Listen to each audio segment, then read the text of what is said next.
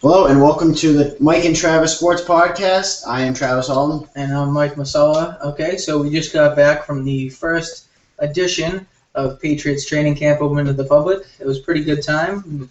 The rain held off for the most of the day, right up until the last part. But I think it rained a total of 2 times for like a total of 2 minutes. yeah, it was pretty nice out. Very, very mild, not hot at all. It was nice. But we're going to jump on some topics real quick to talk about. Wasn't really a ton to talk about just because of the fact that they're not wearing pads yet, so we don't really get to see everybody in their full potential just because of the fact that they're not in pads. So a couple key points we wanted to bring up. Let's talk about Revis and Browner. Those are two of the bigger additions of this past offseason to the secondary, which was pretty bad last year and has been For the most part, yeah. for like 6 years now. But with the addition of Revis and Browner, hopefully we're able to see some stability in the defense and definitely some more pass rush and more interceptions coming. Yeah, I think with Revis and Browner on the two ends for the corners, I think it'll help a lot to like shut down most of the field, or at least keep coverage long enough where they can have somewhat of a pass rush with Chandler Jones, Rodney Vince Wilfork, and Tommy Kelly. Definitely helps out. Definitely also makes a team wants to run more with the physicality. And we're usually a pretty decent run-stopping team, I'd say. Having Vince back is going to help that a lot, and Tommy Kelly as well. So Revis and Browner. Browner, I thought, looked really physical as usual. He is 6'4", 228 pounds. He was a big guy. But he did show that he was playing a lot right up front with the wide receiver. He was on Amendola for most of the practice. Not sure why that was a matchup. But, I think it's just because Amendola is the second wide receiver. Revis allowed a couple catches to Edelman, but that's because we're thinking that Edelman's just a good wide receiver. But he, for the most part, it didn't look like Revis had a lot of plays, and Brady was trying to avoid him even in practice, and I thought that was kind of funny still.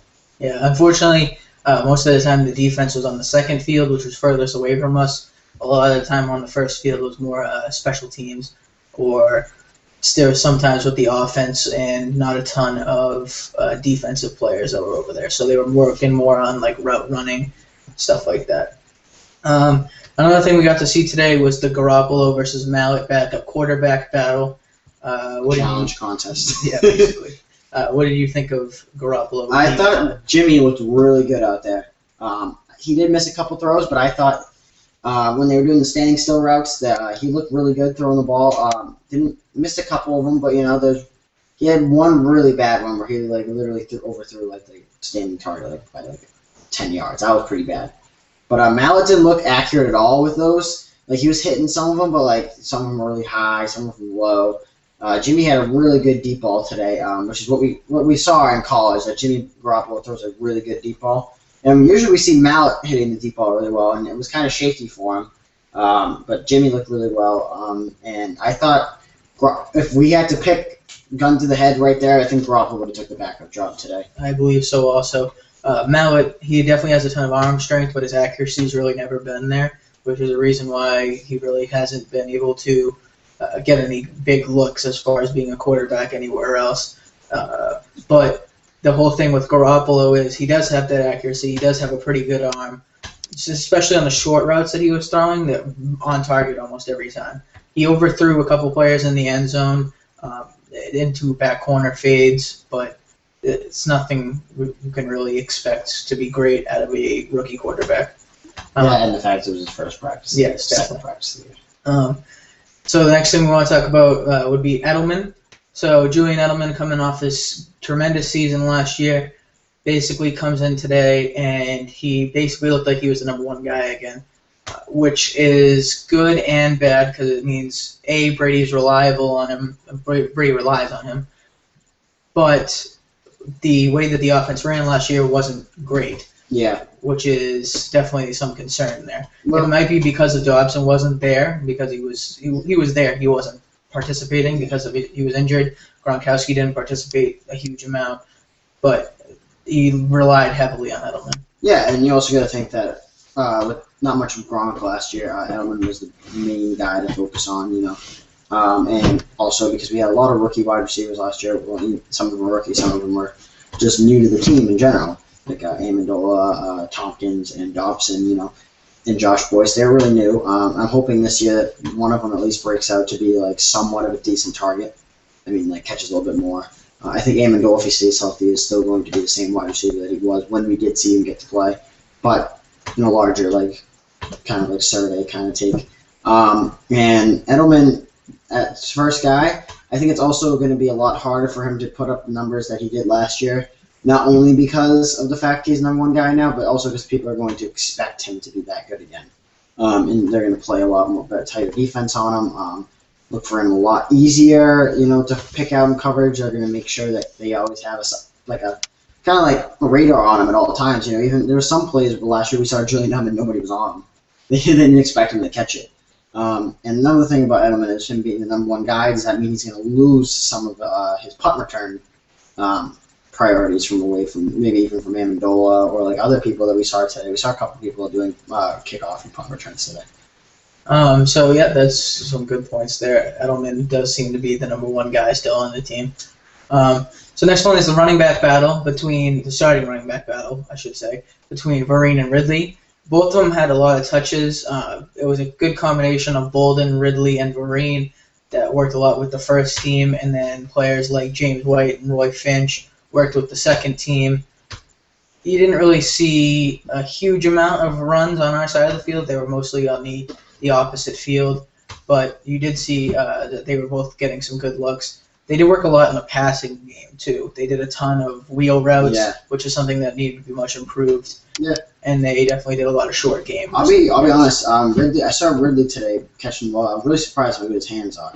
I know that he doesn't get that many opportunities because you do have Vereen, but you could definitely see some of the capability of Vereen, even Ridley coming out of the backfield to catch a couple balls. I don't think he has the speed that Vereen has coming out of the backfield for like route running and stuff like that, but he definitely might be able to trick a couple of defenses thinking, oh, Ridley's in, it's probably going to be a run. And they throw a pass to Ridley. Yeah, it's a big battle for running back right now. They're probably going to end up doing a running back by committee with 2 or 3 guys, but there is a potential for them to hold 4 or 5 of them on the roster just because of the fact that players like James White and Roy Finch had a lot to do with the special teams today. Yeah, and I think they might be able to stay on a roster spot. I think Brandon Bolden, if he plays games, he might have a chance.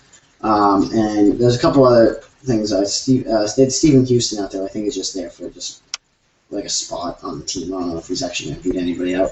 We didn't see much of him. It was a very small scale if it was.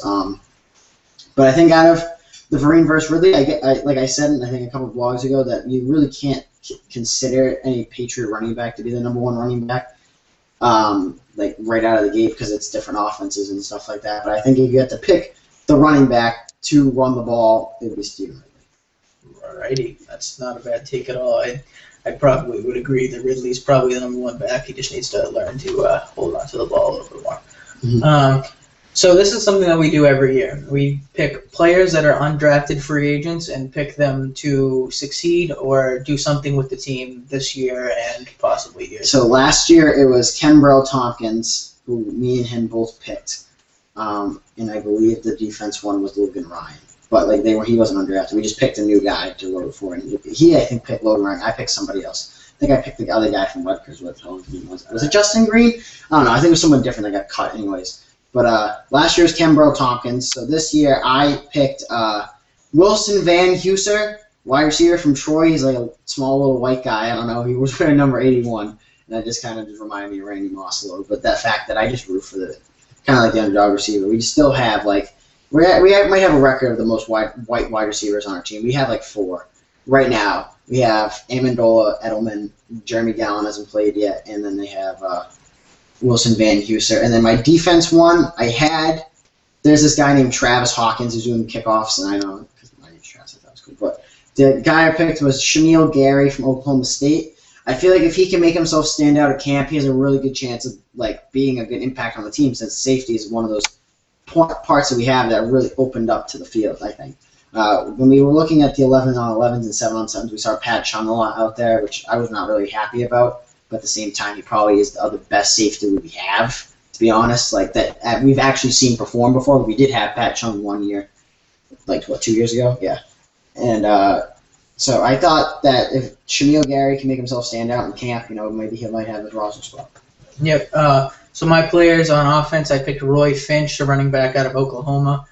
Finch is a very small running back, 5'7", 180 pounds. About the size of Dustin Pedroia. Yes, he could possibly be somebody maybe in a passing game because he is very quick. He has a ton of acceleration. He's very fast especially because he's that small. But the other thing where we saw him work a lot in was special teams. So I wouldn't be surprised if he got some reps at kick returning. And then my other player was Cameron Gordon, linebacker out of Michigan. We saw him actually a lot in the second team today, the second team defense. I was down on our side of the field more today. He definitely looks a lot better than some of the other deep linebackers that we've seen recently. But I could definitely see him being someone just who was able to step up and provide a little bit more for the defensive packages. Yeah, I agree with that. Some of the we also talked about some of the rookies that we had. I didn't see much of Jamia Thomas today. I saw him on the sideline talking to a coach all the time. I don't think that's usually good. Like it was like a good 5 minutes he was there talking with that one coach. One of the new guys we saw, LaFell. Brandon LaFell had so many drops today. It was like worse than we've seen in a while. Like he had a couple of ones that he ran to the back of the end zone, dropped it. There's one where literally Garoppolo hit him in the hands, like perfectly, like in a continuation of he could have just took the ball and ran, thought about a couple steps ahead, And that's what his problems with Carolina. He was one of those receivers that was moved before the ball got to him, And we're hoping we don't see that a lot when he's with the Patriots. Yes, I actually really like Brandon LaFell. He's tall. He's able to stretch the field maybe a little bit more. He's pretty decently fast. But yeah, the drops are a huge problem. Everybody in the stands, the way we sat in our section, we were in the second row to the back, and the people behind us they were hilarious. We were all ripping on LaFell, dropping every single ball. And he finally caught one towards the end, and I was like, 1 out of 10. It was nice to actually sit next to people that knew exactly what they're talking about. I think one of the guys we sat with was from Cincinnati or something, or he moved to Cincinnati. He's a Patriots fan. But, there's a couple of people that were sitting next to me that was laughing hard pretty bad about some couple stuff. Like some lady asked me if Brandon Bolden was Darrelle Revis, and I thought that was kind of fun. Yeah, it's basically you see the best and the worst of some Patriots fans out there. The casual fan, the diehard. They're like it's like they like the Patriots because they're like our team, and so whenever something for free is for the Patriots, they're usually gonna go. And you usually have to pick out the people that go there to actually pay attention. The guy that actually next to us actually asked if me and Mike had season tickets, and shout out to Auntie Dita, for hooking us up with the camera room today and for her being a season ticket holder. It's one of those things where they see us and they're surprised that we look younger and they think that we're like, they're just kids here to see it, but we actually had a notebook and all that other stuff, and these people were like, these kids are actually trying to take this seriously. we're kind of talking to the guys throughout the whole time, but for probably the first 30 to 45 minutes, I did not say a word to anybody besides Travis. Yeah. Just because I was I'm very into the practices when we go. But we'll keep moving on a little bit. Some Tom Brady deep ball action. We saw it a little bit when they do the drill where they have the kids, the volunteer kids. They go out over to the side and they'll stand in one location, stand still, and they have to try to hit the target. Brady on the center of the field in the deep ball. It looked very good. It looked just like vintage Brady. It looked like Brady to Moss over the middle. It looked like a couple of plays that he had with Edelman last year over the middle. Very, very good. Yeah. It's when he got to the sidelines, which is what our issue is. It's always been that issue. Brady over the middle of the field, if it's not a streak route or if it's just a deep post, he's always been good at that. He's able to hit the wide receiver at the middle of the field and have the wide receiver sit there for the catch. It's the sideline plays that we saw with most recent, I'd say, with Brandon Lloyd was we couldn't hit him. Not alone, Brandon Lloyd was not the best route runner, but there was some plays where Brandon Lloyd was wide open and Brady missed him, And I don't know if it's something with Brady that he thinks that maybe he's going to throw the ball out of bounds or he's going to throw it short and get it picked off. He doesn't seem to have that same it might not even be the same amount of contact. It might just be like he can't throw that ball anymore, you know. And that's what happens when you get older. Like even now, you see Peyton Manning. Peyton Manning's not a great deep ball thrower, you know. He's a great. Don't get me wrong. Peyton Manning, a top 5, top 2 quarterback. But like you've seen, like Tom Brady try to throw a deep ball, Peyton Manning try to throw a deep ball. Some of them they don't work out, you know. And it's mostly in the younger quarterbacks now, like Matt Stafford and Matt Ryan and Joe Flacco. They're able to throw the deep ball very well because they have those quick receivers. We don't have that receiver on our team that's like lightning quick that can get open. We can just throw the ball up and then someone's going to catch it. You know, we don't have like that Julio Jones, Calvin Johnson, A.J. Green kind of wide receiver, you know. And if we did, it could be a different story. We did. The year we had Randy Moss, Tom Brady threw 50 touchdowns. Exactly. And the last topic we want to touch on real quick is our favorite tight end, Rob Gronkowski. Favorite human, Rob Gronkowski. Gronk did not get a ton of playing time today, especially with the defense on the field. I think it's more of they don't want him to get re-injured or do anything to risk getting re-injured. Yeah. But he was able to work with Tom Brady on the opposite field. Not many people were really paying attention, but if you saw over on the opposite field, Brady and Gronk were doing one and one. Basically, they were just going together and throwing some balls, just running some routes, getting him some good reps, some good practice. It's definitely good to see him back. He was wearing still that elbow. It was a huge brace. Yeah, it didn't look like it looked like a pad. Yeah, it looked like one of those shooting sleeves you wear in basketball, like the heavy duty ones. Yeah, it was still what he was wearing from last year, which I wish he didn't have to wear it because it definitely restricts his mobility with his arm a little bit. But it's definitely a safety precaution and something that he needs. He didn't have a brace on today, did he? Or on his knee, he had a small one. It wasn't. Yeah, it wasn't like a huge one that I was expecting. I was expecting like one of those RG3 knees. Yeah, no, he had like a pad on it. Yeah. But he looked. There was a couple balls that when they were doing some 7-on-7s that Brady missed a lot with Gronk. I think he missed 2 in a row with Gronk. And there's one that they were really good with. You know, Brady is like one of those. Brady just thinks that Gronk is like Superman or like Mr. Fantastic. Like Gronk is 6'7", but like there's some plays that Gronk can't make. You know, we've seen it happen before. And some of them Brady misses, you know, and you can't get mad at Brady and you can't get mad at Gronk for it. It's one of those things like, oh, Gronk just can't reach that. All right, whatever. That's not a big deal. Yeah. One last thing I wanted to bring up. There's some tight end there named Justin Jones who's 6'8". He's bigger than Gronk. So he's about an inch taller than Gronk. Word on the street is he doesn't have the best hands, but I can see him in those situations where we saw Mulligan in last year where like there was a couple 2-yard plays. He just kind of throw it to him, kind of throw it up and see what happens. You know, if he develops some hands, like or some decent hands, like even Who-Man hands at this point, he could be a threat in the red zone. And you know, they might have this guy in here just to save some Gronk some trouble, where we don't have to have Gronk out there for every red zone possession. And I don't know how good he is at blocking. They didn't have the tight ends doing much blocking today. It was mostly just receptions and stuff like that. So I'm going to look out for probably either tomorrow or Saturday and Sunday, seeing if there's any tight end blocking and see if we can find anything there. Yeah, he reminds me a little bit of Zach Sudfeld where they brought him in last year. And he was 6'7", a big guy, but he really couldn't catch too great. And which is why I don't even know if he's still with the Jets. I don't know either, but I remember like the first day that we went, Zach Sudfeld was awesome. Yeah. And then we saw him in preseason. He looked good for the first 2 preseason. No, first preseason game he looked good, and then every other one he sucked. I remember we went to the fourth game, the last one last week. Yeah, and he was awful. Like, let alone Tom Brady wasn't playing. He was awful. Yeah. All right, so basically we're going to be doing this pretty much every day until Sunday. We're going early in the morning every day. What's today? Thursday, Friday, Saturday, Sunday. So we're going to be there. Friday and Saturday are really going to be the days to go and look out, just because that's when they start going with full pads, and it's going to be interesting to see everybody in their full pads. Yes. If anybody's going that's watching this video, let us know. We can meet up, maybe we can talk about a couple stuff, you know. Or if you go and you have any like things that you noticed and we didn't notice, like today.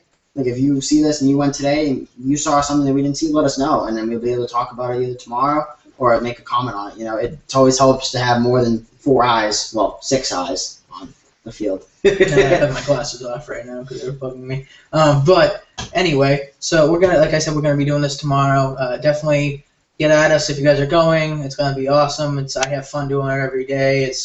Like I said, I took my paid vacation to go watch. We were telling people that. Go to watch. That's awesome. I said I took nights for this entire week Yeah. to watch it. So. All right, so thank you guys for watching. If you guys want to hit us either up on Twitter or Facebook, it's Beantown Sports 5, so at Beantown Sports 5 on Twitter or Beantown Sports 5 on Facebook. You can find our personal pages at JT Alden 11, and mine is at Masala_bro. Hopefully we'll see some of you guys tomorrow. Thank you for watching. Have a good one, guys. Yep, see you guys.